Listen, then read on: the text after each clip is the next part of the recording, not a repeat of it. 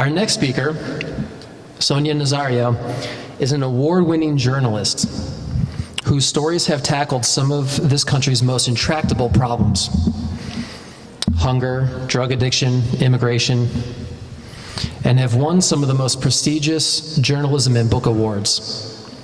She's best known for Enrique's Journey, her story of a Honduran boy's struggle to find his mother here in the US. Published as a series in the Los Angeles Times, Enrique's Journey won the Pulitzer Prize for feature writing in 2003. It was turned into a book by Random House Publishing and became a national bestseller. Her recent humanitarian efforts to get lawyers for unaccompanied migrant children led her to the selection as the 2015 Don and Arvoni Fraser Human Rights Award recipient by the Advocates for Human Rights. She also was named a 2015 Champion of Children by First Focus and a 2015 Golden Door Award winner by HIAS Pennsylvania. In 2016, the American Immigration Council gave her the American Heritage Award. Also, in 2016, the Houston Peace and Justice Center honored her with the National Peacemaker Award. Nazario, who grew up in both Kansas and in Argentina, has written extensively from Latin America and about Latinos in the United States. She's been named among the most influential Latinos by Hispanic Business Magazine and a trendsetter by Hispanic Magazine.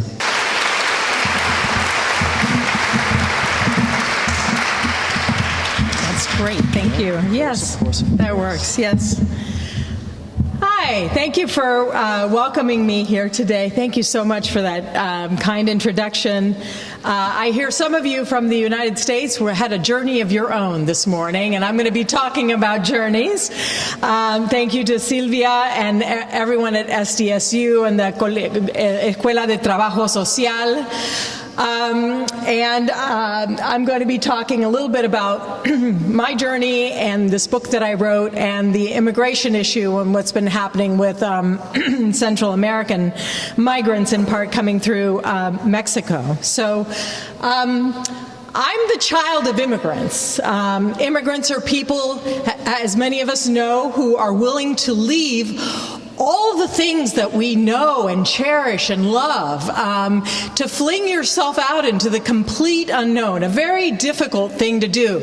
Imagine being plucked up out of Tijuana or San Diego and being dropped in Burma or China. You don't know the language, culture, anything. That's an incredibly hard thing to do. And so as the child of immigrants, I thought I knew a thing or two about adversity, grit, being determined, because it's baked into my DNA.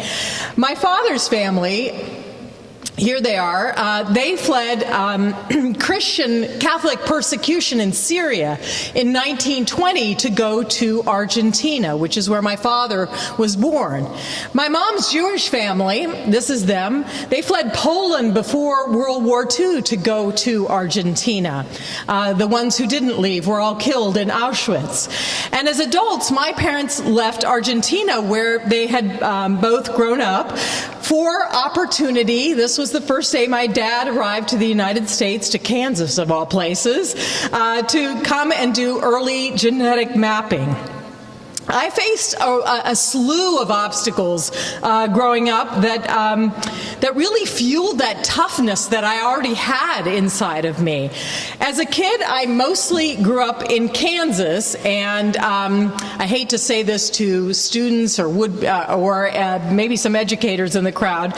I honestly hated studying or reading anything, and I became a book author. What I much preferred doing was riding my horse, Blanca, jumping, barrel racing, and coming home just reeking of manure because it really pissed off my older sister.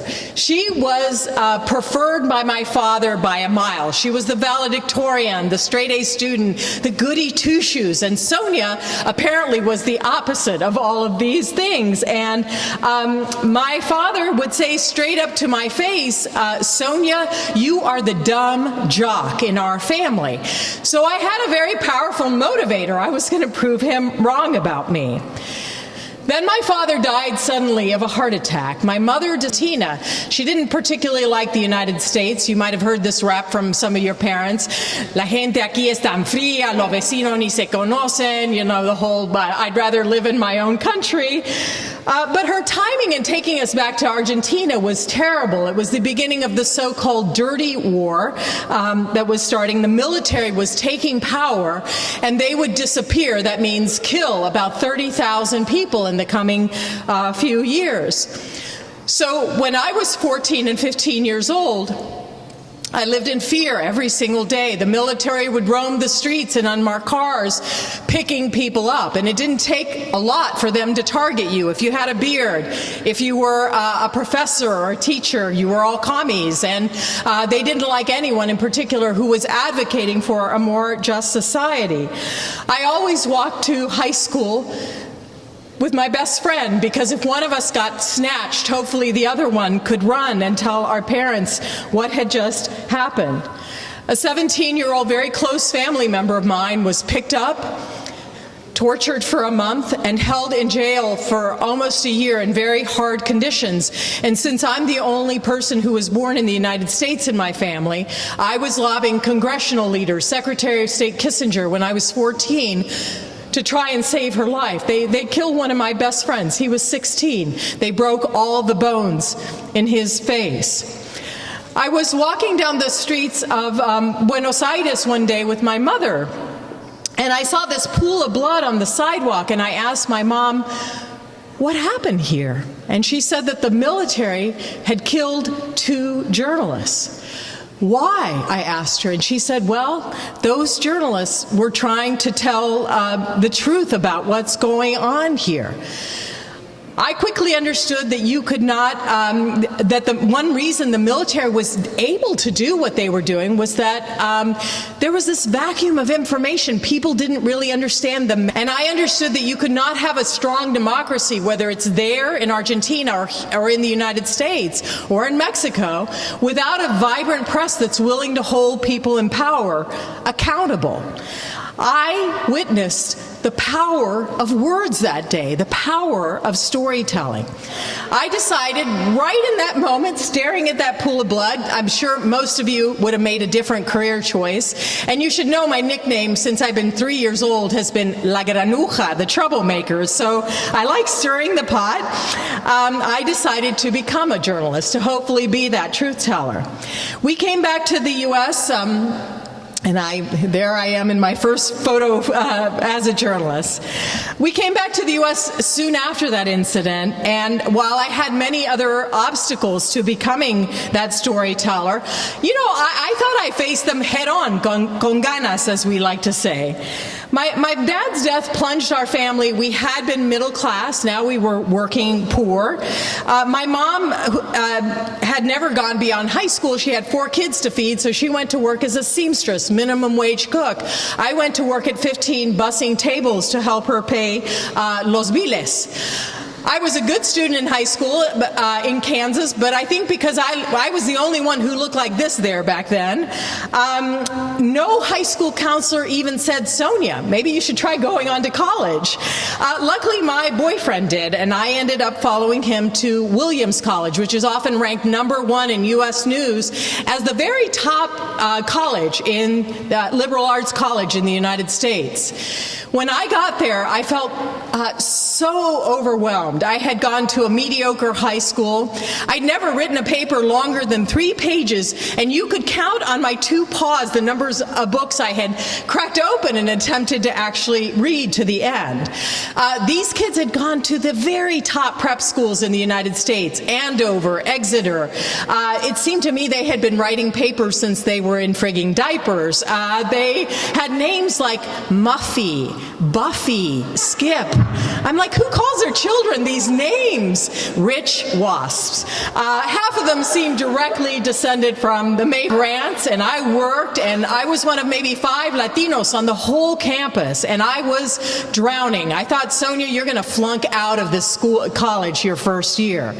But at some point, that determination kicked in, and I realized, these kids are no smarter than you are. They're just way more prepared. So you need to buck up, work harder, find mentors to help you catch up to where they're at.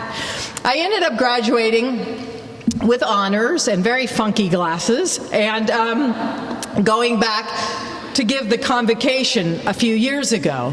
When I was 21, I became the youngest reporter, I'm told, hired at the Wall Street Journal business paper, but I wanted to write about social justice issues, and people I think don't get written about enough in the U.S. Women, children, the poor, Latinos.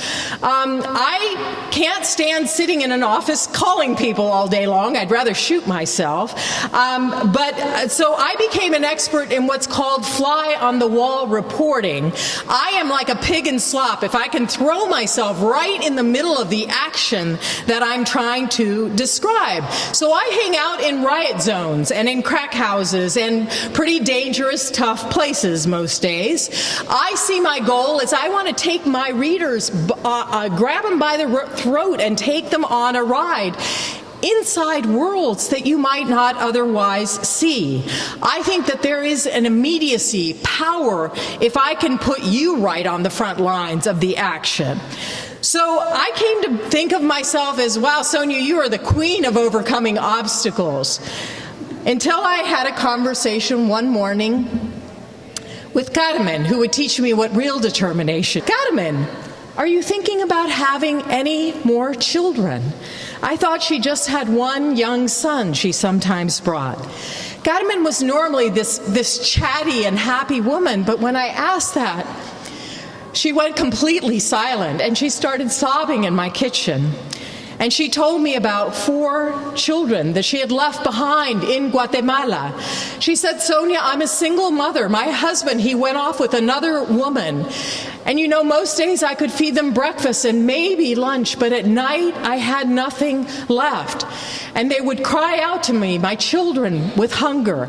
And she showed me in my kitchen how she would gently coax her children to roll over in bed at night. And she would tell them, sleep face down so that your stomach doesn't growl so much. She told me that she had left these 4 kids with their grandma in Guatemala and that she hadn't seen her children in 12 years. So imagine that with your parents or your children. Her youngest was 1 year old. Her daughter was still breastfeeding when Carmen had walked away. I still remember standing in my kitchen just being blown away, stunned, like asking Sonia, what level of desperation could it possibly take for a mother to leave her children, go 2,000 miles away to the United States? Carmen had no idea when or if she would see her children again. What I was seeing right there in my kitchen was the quiet transformation of the face of who's been coming to the United States. I thought unlawful immigrants, undocumented immigrants, mostly men. But today, 51% of the 11 million who are in the United States unlawfully are actually women and children. There has been a shift. Millions of single mothers have come to the United States in recent years from Mexico, from Central America. And in Los Angeles, 4 out of 5 of these mothers migrating of live-in nannies in Los Angeles still have a child left behind in their home countries. These women migrating, they are part of the largest wave of immigration in our nation's history. On fire about this issue. I'm usually not talking in Tijuana. I'm usually talking in Alabama and Indiana and Iowa and places where there's enormous hostility towards immigrants in the United States. And one of the reasons, there are many reasons, but one are the numbers. From 1990 to 2010, 27 million people came to the United States, legally and not, numerically more than at any time in our nation's history. Every year, 1 million people come to the U.S. legally or become permanent residents, more than any nation on earth. And despite our sometimes struggling economy, 200,000 200,000 are coming to the United States unlawfully, and that is down more than 3/4, as was described this morning, from the high that we saw before the recession in 2007. 1 in 4 kids in our nation's public schools, K through 12 in the United States, is an immigrant or child of an immigrant. And as the fastest growing group of kids, that will rise to 30% in just a few years. These women told me, you know what, I'm here in the U.S. and I'm taking care of someone else's child. I play with that boy. I take him to the park. I love that boy. But I wasn't there to see my own daughter take her first steps, or hear my son's first words, or be there for my daughter's quinceañera. But as I talked to these women, interviewed them, all of them told me the same story. They said, Sonia, the only way I could walk away, I gave them a promise. I said, mi hijo, esto va a ser 1-2 años. I'll be away 1 or 2 years, no more. What they didn't realize is life in the U.S. is a lot tougher than advertised. I think this is because when people phone home, largely out of pride, they puff up all the good stuff. They don't talk about the bad stuff. They say, I'm making $8 an hour. I have a car. No one in my pueblito has a car. What they don't say is I'm working 2 or 3 jobs. I'm stuffed in an apartment with 3 other families. I'm struggling to pay my bills here. Send $100 home to my children every month. Save $10,000. It keeps going up. You have to put in the smuggler's hand to bring each child north from Central America. This is never 1 or 2 years, these separations. I found typically they were 5 to 10 years. And these kids get desperate to be with their mamas again. So they get this idea, if she can't come back to me or send for me, I'm going to go and find her. When I started looking at this phenomenon about 15 years ago, good Lord, I discovered there was a small army of these children coming north from Mexico, from Central America, traveling with no parent by their side, alone, and entering the United States unlawfully. Back in 2000, it was nearly 50,000 children. And back then, and I'll describe in a range, they were mostly coming to work, fleeing abusive situations in countries that honestly have fledgling at best child welfare systems. Most were coming to find a mother in the United States. And so I wrote about this army of children migrating, and they're coming north right now, through the true story of one boy, Enrique, whose mother leaves him when he's just 5 years old. This is his kindergarten mugshot, shortly after his mother left him in Honduras to come and work in California. And he would beg his paternal grandma in Honduras, who he was left with, every day, ¿Cuándo vuelve mi mami? Is she ever going to come back for me? He told me that when he was 11, 12 years old, on Christmas morning, he would plant himself at the door of his grandma's wooden shack. He would put his hands together, and he would say to God, please, just bring me one present. Bring her back to me. Enrique goes for 11 years later, he sets off to go and find her. This is what he looked like. And like most of these children, all he had on him was this tiny scrap of paper with his mother's phone number inked on it. And it amazed me, on these migrant routes through Mexico, kids would have that scrap of paper stuffed into their shoe, their waistband of their jeans. They would wrap it in plastic so when it rained or they crossed rivers, that precious number of their mother hopefully wouldn't smudge. And Enrique had no money, so he went the only way that he could through Mexico, clinging to the tops and sides of La Bestia, the freight train that travels north. There were children, I learned, as young as 7 years old, 7, making this journey alone across 4 countries. And I would travel with 12-year-old Dennis. His mama left him when he was 1 in Honduras. At 12, he would actually reach her in San Diego, California. From the moment that these children crossed the Suchate, that divides southern Mexico from Guatemala, they are hunted like animals all the way through Mexico by a variety of people who are trying to rape them, rob them, beat them, and nearly about 160, 170,000 Central Americans are being deported by Mexico every single year. They face bandits alongside the rails. The immigration, La Migra, stops the train, and you've got to run around those checkpoints, but there's 3 to 5 swarms of bandits waiting to rob, rape, and kill you. There are gangsters who control the tops of the trains. I would see these guys on top of every car. Many of them have been deported by the United States. In 1996, we toughened laws towards permanent residents who had committed certain crimes. And we have deported, the U.S., about 300,000 criminal gangsters to Central America, where if you have a lot of tattoos, the cops will likely shoot first and ask questions later. Not a good place to hang out, so they started migrating north.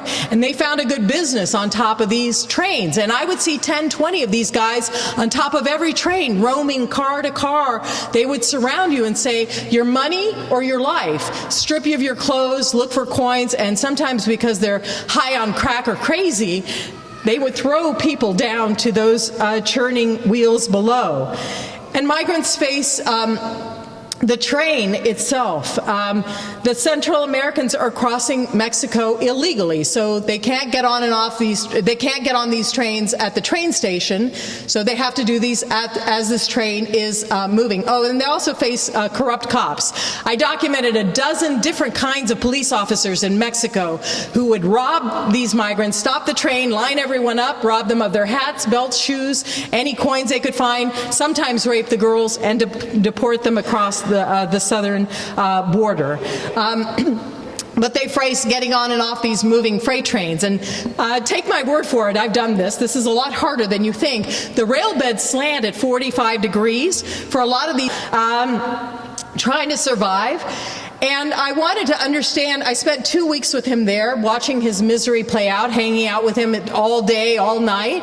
And he told me everything he had been through on those 8 attempts. So I went back to his grandma's house in Honduras, and I did this journey step by step, exactly as he had done it a few weeks before.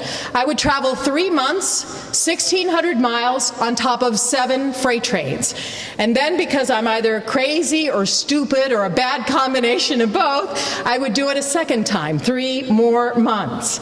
I did take many precautions. No estoy completamente loca. I got a letter from the president of Mexico saying, be nice to this reporter, which kept me out of jail 3 times as I traveled north, so that was good. Not enough precautions. No one had warned me about the branches. This is me on a train. The branches that envelop the tops of the trains in the south in Chiapas. It's so lush and jungle-like. And I was on my first train ride. It's pitch dark, and there were 100 migrants on top of this train and me, and the ones closest to the locomotive start yelling back a warning, Rama. I could not tell what they were saying. The train is incredibly loud. I'm holding on for dear life because it bucks violently from side to side. I didn't hear a warning, and a huge branch hit me right in the middle of my face and sent me sprawling back. Almost off the train, I grabbed onto a rail in the top side and pulled myself back up on top. The next day, a boy in the car behind mine said that another boy with him swiped off by the same branch and that he probably died because as these trains move forward, they produce this sucking wind that pulls you right into the wheels as you fall down. I had a nightmare every single night when I got back to LA to my home that this gangster was running after me on top of the train. He was trying to rape me because somebody did try to grab me. I was able to get away from him, luckily. I needed about 6 months of therapy, which I know we Latinos no estoy loco. I know you social workers are fighting the good fight to change those cultural norms, but I can tell you that 6 months of therapy made that nightmare finally go away. I felt tense. I felt filthy. I felt in fear of being robbed, raped, beaten most days. It is so I could not touch the train. It would burn my hands. And in the north, it's so cold, migrants freeze to death on these trains, and I'd watch them build fires and do all sorts of crazy things around me to try and not freeze to death. I felt at my complete breaking point, and yet I knew because of the advantages I had, and they were significant, I was going through 1% of what these children endure traveling north. Enrique would sleep in trees to protect himself from predatory animals, sewage culverts to hide from La Migra. I don't want to paint this all as horrible. The hell of the journey in southern Mexico, honestly, it did crush my faith in humanity, what I saw there. But then there were these kind people in Veracruz, in south central Mexico, who suddenly restored that faith. Anywhere in Veracruz where there's a curve in the tracks, or for some reason this train had to slow down, when people would hear that whistle of the train, I would see, much like you saw with the people helping the Haitians here in Tijuana, I would see 10 or 30 people rush out of their homes with these bundles of food in their arms. And they'd all start waving and smiling and shouting out to the migrants on the trains. They threw bread. They threw tortillas. They threw whatever fruit was in season. I had people pummeling me with these large branches of bananas that were falling on top of my head, and rolls of crackers. If they didn't have that, they came out and gave bottles of tap water. These are the poorest Mexicans who live along the rails. They made $1 a day. They could barely feed their own children.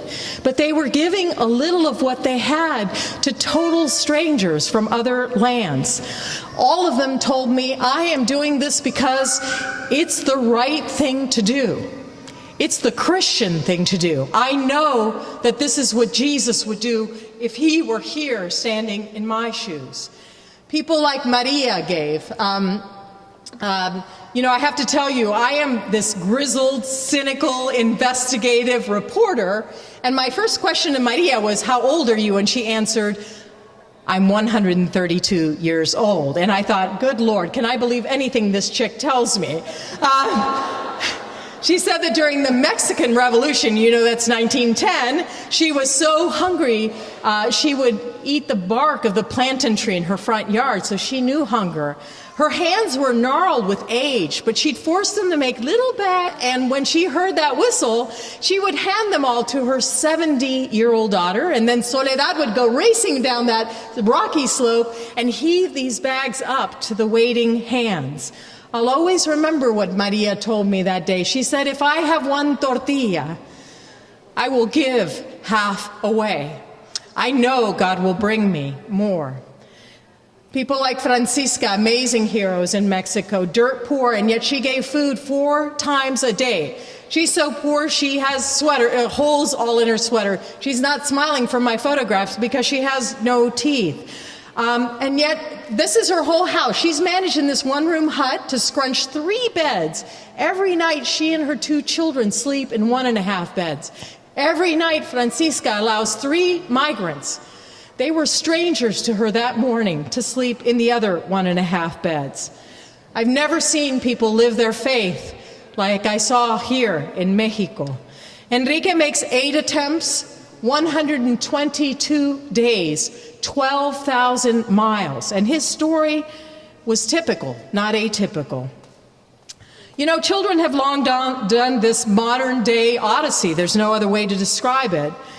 And for years, I told myself, you know what, Sonia, it's good enough to educate people about this latest wrinkle in our very long-running immigration saga. Besides, I had always hewed to these journalistic rules that we are to abide by. You're not supposed to have an opinion. You're supposed to leave your baggage at the door when you report, leave your preconceived ideas at the door, and report out the truth as fairly as possible. That sounds quaint lately, doesn't it? But 2 years ago, I felt that this seemed incredibly inadequate to me. I got incredibly angry at the U.S. response to this surge of, black? Let's see if we go backwards. No? Well, that's supposed to show a graph of a surge of kids coming to the United States unaccompanied. The U.S. apprehended about 69,000 kids coming to the United States alone from Central America in 2014, and it was a 10-fold increase from the historic norms that we had seen in recent years, so a huge bump up. It was at the top of the headlines. way more dangerous. The Zetas had now allied with these gangsters to control the tops of the trains, for example, in Veracruz. And they are kidnapping 18,000 Central Americans every single year in Mexico. These are the faces of the disappeared.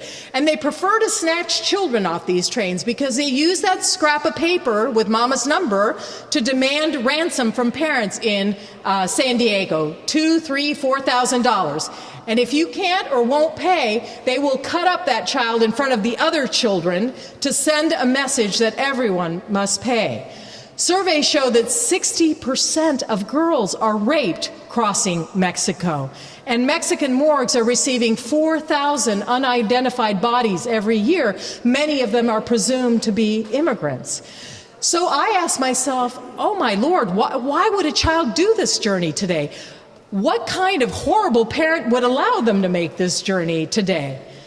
Well, the answer is that it's because the journey now is actually less dangerous than staying in places like Honduras, El Salvador, and Guatemala, countries that have kill rates that are second in the world only to Syria today. The UN interviewed hundreds of migrant children passing through Mexico in recent years. 6 in 10 told them that the primary driver for leaving these countries now is not to go find mom in the United States, although many are. It's because they were being threatened by someone in their home country. They feared for their life. That 6 in 10 is up from 1 in 10 a decade ago. And the UN said that these kids likely merit international protection by your and my government, the United States government. I wrote about how in the past decade, U.S. taxpayers have spent about $8 billion to disrupt the flow of cocaine from Latin America coming to the U.S. Those red lines are drug flights. The top map is 2007 and the bottom one is 4 years later. We are the largest consumer of illegal drugs on earth, the United States. The narcos responded to this by simply, they used to go up through the Caribbean, their flights, they simply turned left and started landing 4 out of 5 flights in Honduras. Honduras until last year that you are seeing here in Mexico, to give you a frame of reference. When I returned in 2014 to Enrique's neighborhood to report this piece for the New York Times, every time I get pissed off now, I go and write a piece for the New York Times when my hair is on fire.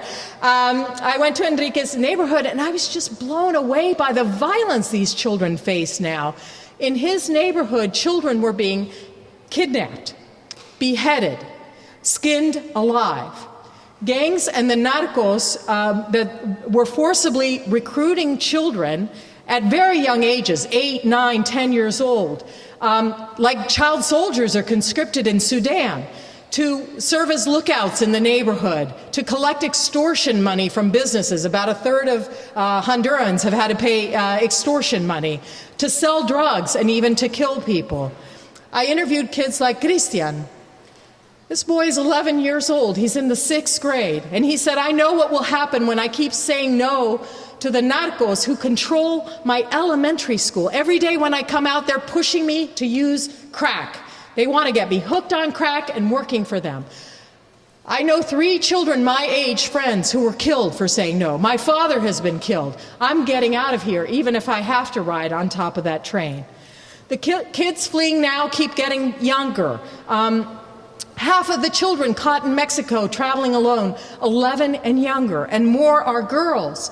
And Milagro in Enrique's neighborhood explained why. The head of the gang told her, you're pretty, you're going to be my girlfriend, whether you want to or not. And if you say no, I'm going to kill you and I'm going to exterminate your whole family in Honduras. And as Milagro told me that day, it's better to leave than to have them kill me right here. These migrants today are refugees. It's a word we use with Syrians, but not with Central Americans. Someone who's fleeing persecution for their lives, and they don't have a government who can or will protect them. Well, unfortunately, the U.S. government, Congress, President Obama, didn't view it that way. They, instead of welcoming refugees And by the way, the U.S. has signed protocols. We were the leader in that were meant to protect refugees. And we demand that many other countries protect refugees around the world. We push to send all of these kids back to Central America. Obama pushed Congress, unsuccessfully, thank God, to roll back a 2008 law that requires that these Central American kids, unlike Mexican children who come alone, they're entitled to a full, fair hearing before an immigration judge. He ordered the immigration courts to put these kids' cases at the front of the immigration dockets and ram them through so quickly in so-called rocket dockets that some judges were giving kids 1 week to show up with a fully developed asylum claim, which is impossible to develop in less than a year. And we inflict one more trauma on these kids once they arrive, which you'll see them dealing with, our judicial system. We've all heard that if you're accused of a murder in the U.S. and you can't afford a lawyer, you're not going to go to court by yourself when the stakes are so high. You're going to get a public defender assigned to you. But not if you're an immigrant, even if you're a child. So a majority of these kids, they can't afford a lawyer.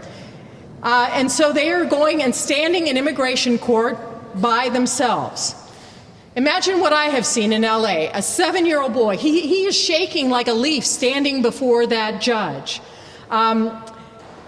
being asked to present a complex asylum claim against a government trial attorney who's arguing that the child should be deported. 3-year-olds who only speak Spanish, expected to fill out dozens of pages in English, get expert witnesses, police reports from corrupt police departments 4 countries away. Toddlers stand alone before these judges. They pee in their pants. They clutch teddy bears in court because anything they tell that judge can send them hurtling back to the danger that they've just fled. In my mind, this is not due process. This is a sham that is unworthy of our judicial system. Half of these kids actually qualify to stay in the U.S. legally, but without a lawyer, 9 in 10 of them lose. With a lawyer, 7 in 10 of them actually win their cases.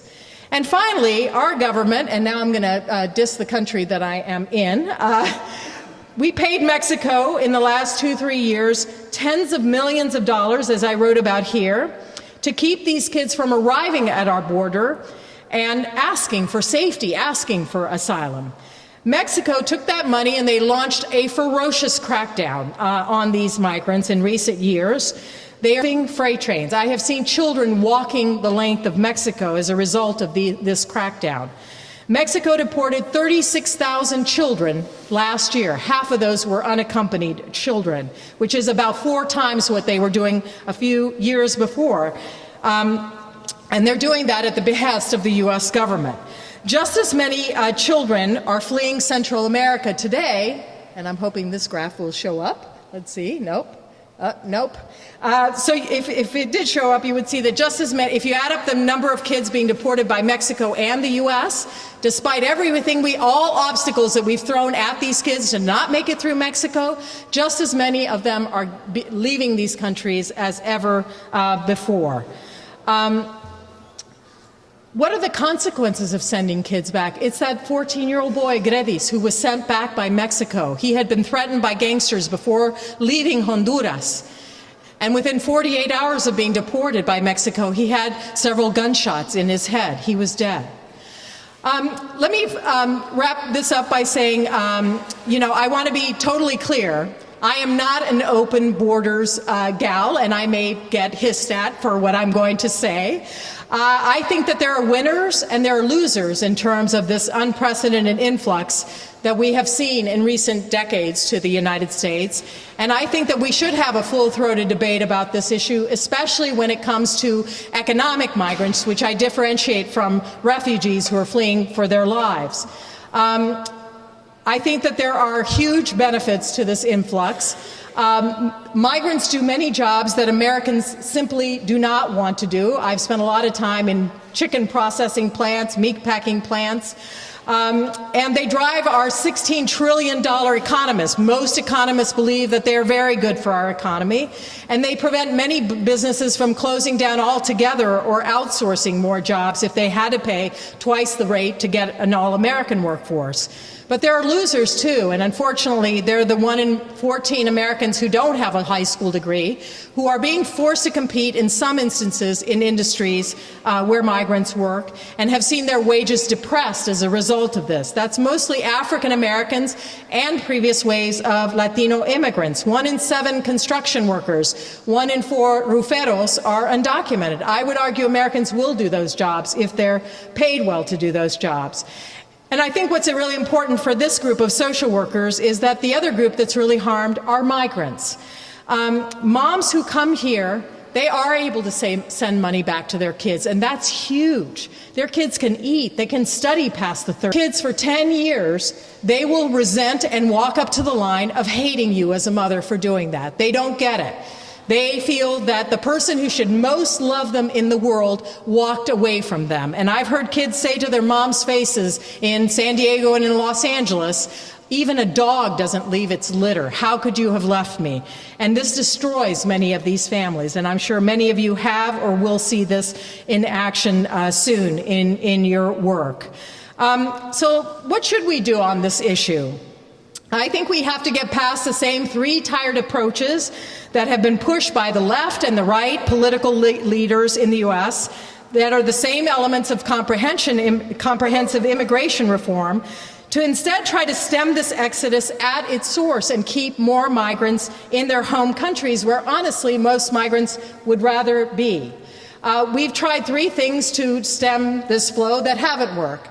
We've tried border enforcement on steroids. We spend $18 billion a year at this. We're going to spend a lot more now.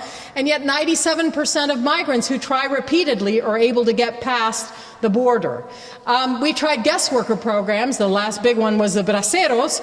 But guest workers are supposed to come and leave after a period of time. More than half of the braceros stayed in the U.S., and that created the foundation of the wave of migration that followed. And we tried legalization. We hired a lot of Border Patrol agents as part of this buildup. President Obama deported 3 million people.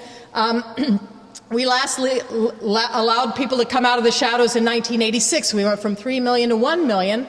But then people in the U.S. said to their friends and family, come on up. And we went from 3 million to 1 million to 11 million. I suck at math, but even I can tell you that didn't work as our political leaders swore that it would. I think that instead of these, we need to have the U.S. government have a strong foreign policy that brings everything we have at reducing violence, corruption, and spurring economic development, good governance in 4 countries that are sending the majority of migrants who are coming to the United States unlawfully. This actually works. I went to Honduras. About a year ago, the U.S. doubled foreign aid to Central America. We are spending about $100 million, as I wrote about here in this piece for the New York Times, out of Honduras about a year ago, on violence prevention programs in Honduras. And I went to the most dangerous neighborhood here in the former murder capital of the world, San Pedro Sula, and in that hotspot, prevention. We funded outreach centers for kids into gangs. We sent teams in to investigate homicides. In Honduras, 96% of all homicides are never investigated or result in a conviction. But we sent teams in to investigate homicides, and now more than half of homicides in this neighborhood are getting conviction.